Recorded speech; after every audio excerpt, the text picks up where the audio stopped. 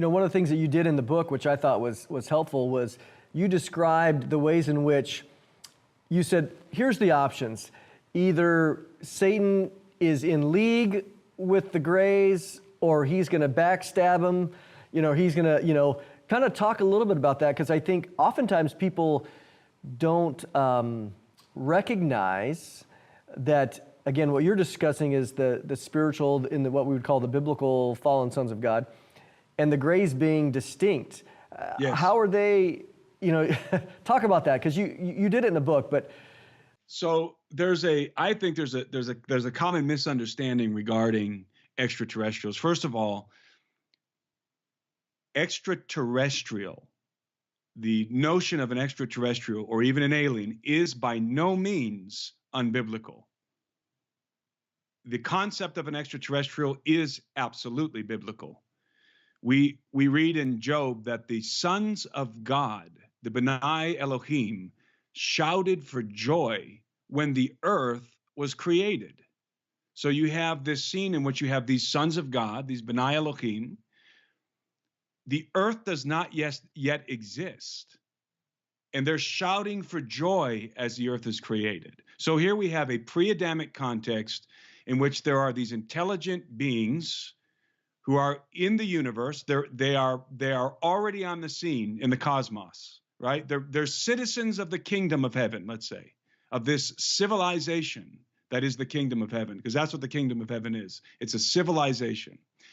And they're shouting for joy as the earth is created. So we are terrestrial, because what makes us terrestrial beings is that we were born on earth. In fact, the Bible goes further. The Bible says we were literally created from the substance of the earth. Mm-hmm. We are terrestrial beings. We were made to be here. We were created to govern this place, given authority by God to be vice regents of planet Earth.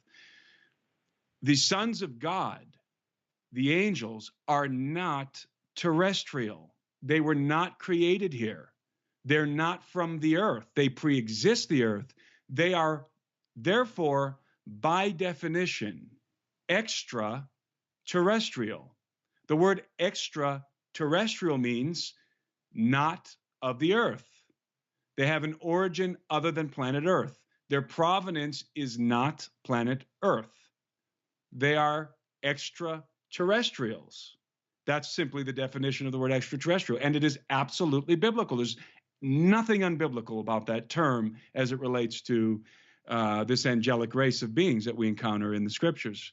And they also can also be described as alien, because the word alien means something, well, it means different things depending on what the context is, but in relationship to the human race, an alien is any other entity. Let's limit it to sentient beings. Any other sentient being that is not human, that would constitute an alien. And in a broader context, an alien is somebody is a foreigner that's not from your land. So that's why we call them illegal aliens, or we should call them illegal aliens, the people who come across our borders who are not citizens of the United States. That's the legal definition, an illegal alien. Well, in the same way, in both of those definitions, non-human and foreign to the earth, angels qualify. They are, therefore, alien extraterrestrials by definition. And I'm not, this is not me trying to force a ancient aliens perspective on the Bible. I'm not an ancient aliens guy. I'm a Bible guy. And I'm just accepting what the Bible is telling me and using the correct definitions for the data that we're being given through the scriptures. So now that's the sons of God, that the angelic faction, both fallen and loyal, right? Because they're from the same race. Now, if we deal with these other guys, which I'm sure your audience is very familiar with, the bulbous-headed, almond-shaped-eyed aliens, the little guys, the Greys, who are they? Well, the common perception is that the common Christian perception is that the gray aliens are demons. Mm-hmm. Okay, and I understand why people would think that, but we have to go back to definitions. So we have to first define what a demon is. And biblically speaking, if we keep this within the context of the Hebrew scriptures, there's only one definition for a demon. The definition for a demon is not broad. It's not flexible. Mm-hmm. It's become flexible in modern parlance. It's become flexible, but it's not, it's very rigid in the Hebrew context. A demon is a disembodied spirit of a Nephilim, of a giant from the pre-flood world. In fact, that definition was common throughout the ancient world. A daimon, for example, in the Greeks, it was the same thing. A daimon was the spirit that was the spirit of a person that lived in the Golden Age before the Cataclysm. So our definition, the biblical definition, I should say the Hebrew definition, it comes not specifically from the canon text, the canonized text, rather, more specifically, it comes from the book of Enoch and other ancient Hebrew texts. And in the book of Enoch, we have the origin of the demon. And it's very clear in the book of Enoch that the origin of the demon is when the giants died, they killed each other. It was that God sent an angel to cause them to go to war with each other, to have conflict with one another, and they destroyed each other.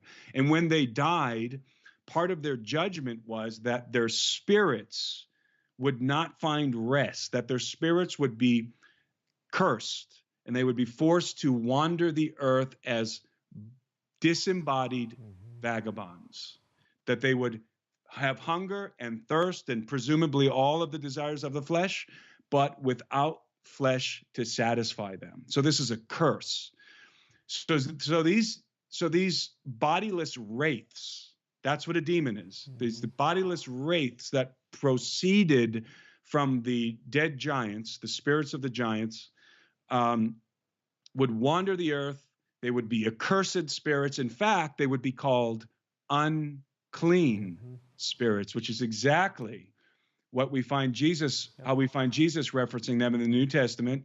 And furthermore, in the book of Enoch, part of their judgment was that they would wander the earth bodiless until the appointed hour of judgment. And we fast forward to the time of Christ, and we find Jesus encountering these demons. And what do they cry out? We know who you are. We know who you are. And then in two occasions they said, why have you come to torment us before the appointed time?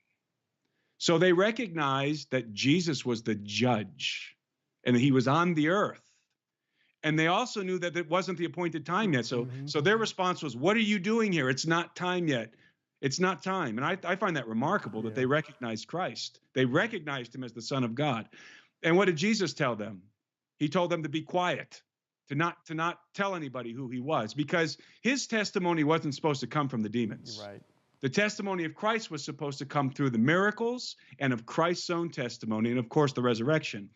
And so that is the only biblical ancient Hebrew definition of a demon. There is no other. So if you have some sort of a demonic creature, grotesque creature, right, that's lurking around in your woods in your backyard, and it looks like a little gargoyle, that's not a demon, according to the scriptures. It's not a demon. The giants aren't demons. Fallen angels aren't. And by the way, the term fallen angel is also contrived. It's not a biblical. That's not a biblical term. Demon is a biblical term, but fallen angel isn't. It's a biblical concept, but it's not a biblical word.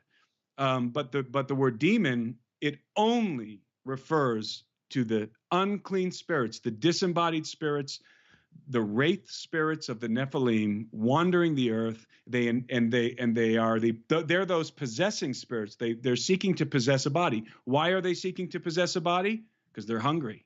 They're thirsty. They have sexual impulses, but they have no flesh. So all they want is to possess flesh and to feel the fabric of the material world once again through a host body. Now, having said that, So now we know that that's the definition of a demon, the only definition of a demon.